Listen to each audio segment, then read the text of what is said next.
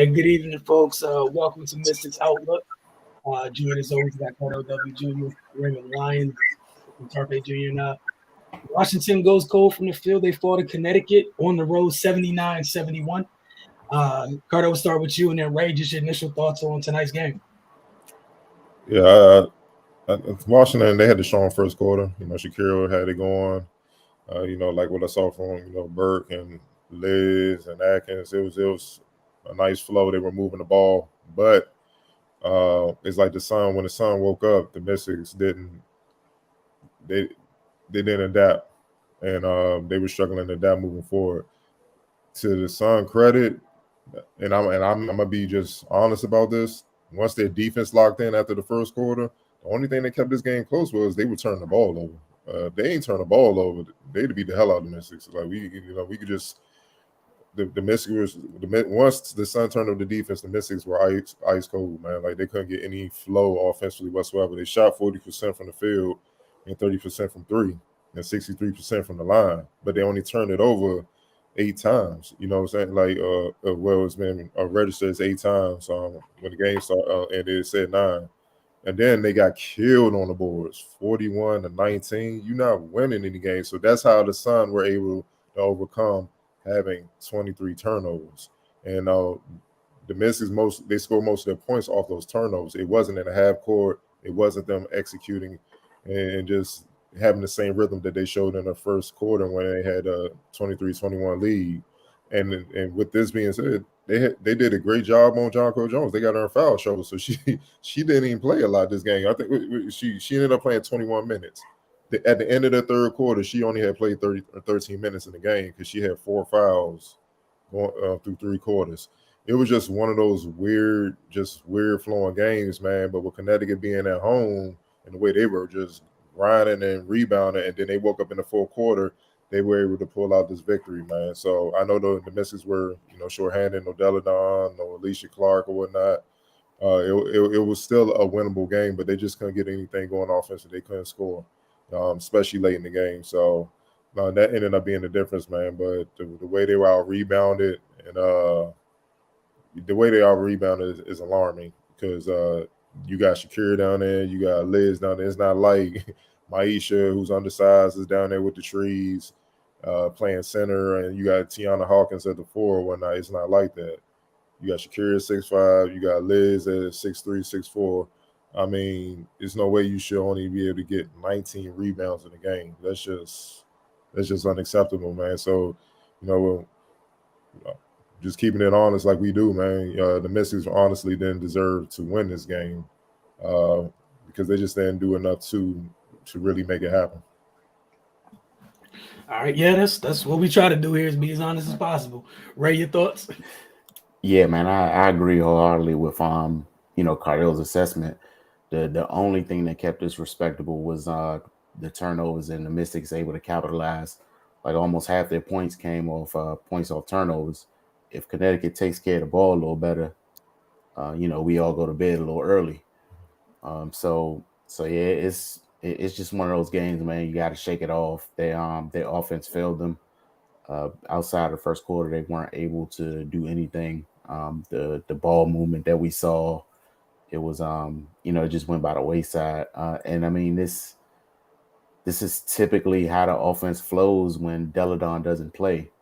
You know, we've seen it, in the games that she has scheduled for rest this season. It in the game she's out is usually, if they're competent offensively, it's usually because somebody just happened to have a big game individually, and then the team feeds off that. But they got to figure that out, man, because they they know she's going to miss a certain amount of games, so they got to be prepared for those times so they can still execute.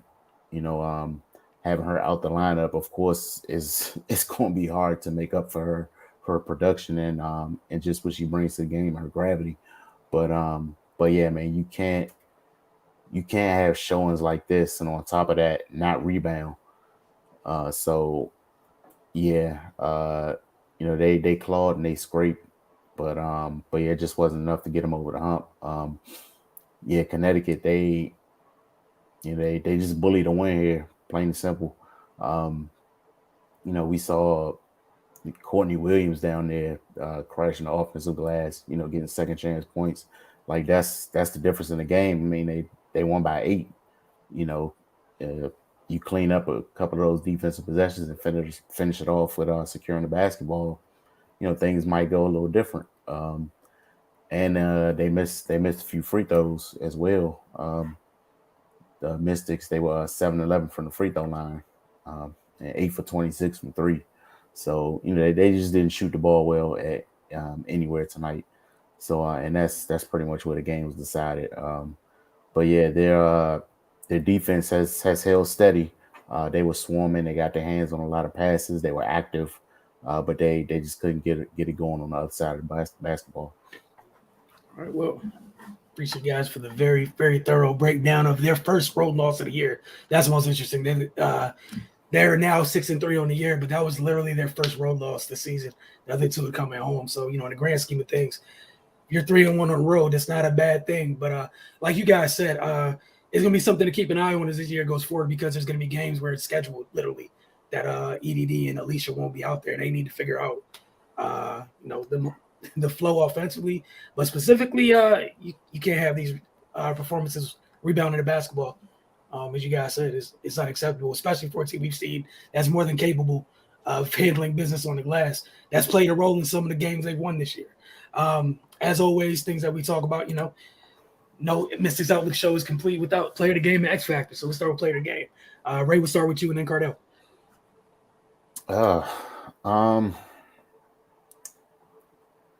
This was kind of tough. Nobody really individually stood out for me.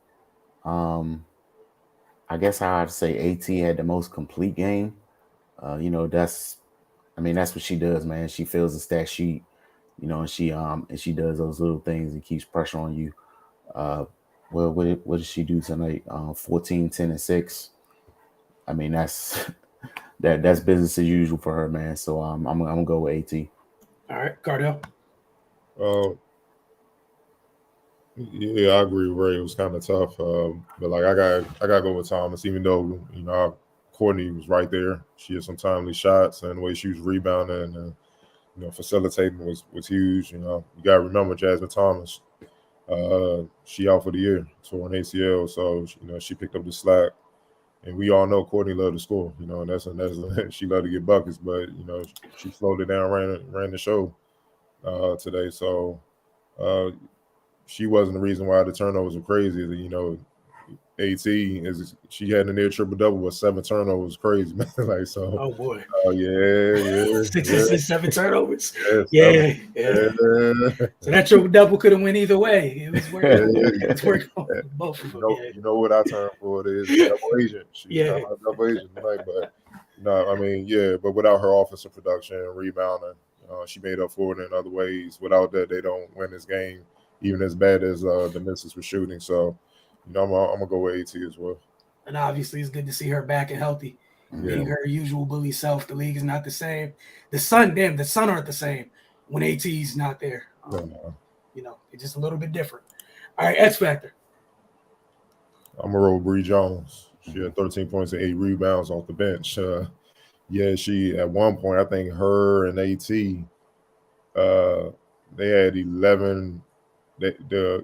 Somewhere I rebounded the Mystics in the first at like 17-7, like late in the second quarter, and Bree Jones had like 6 rebounds and AT had 5. They had 11 of the 17. So she went to work. She came in 24 minutes, 13 points, 5 of 7 shooting, and 8 rebounds, but 4 offensive. 4 of those were offensive, so she was working. So I think she was the X factor because especially with Liz, I gotta give Elizabeth Williams some credit for the Mystics. She came off the bench, had good production. She had 12 points on 6 of 10 shooting.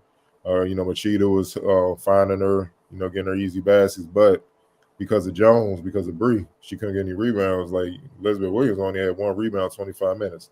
When the last time you seen that from her, even in a reserve role? So, that just tells you how locked in the Sun were on the boards, man. If you can't get the ball, it's kind of hard to get a flow offensively because you ain't got the ball. Like you can't even get any attempts. So, it is what it is, man. So, Bree Jones hurt them bad off the bench.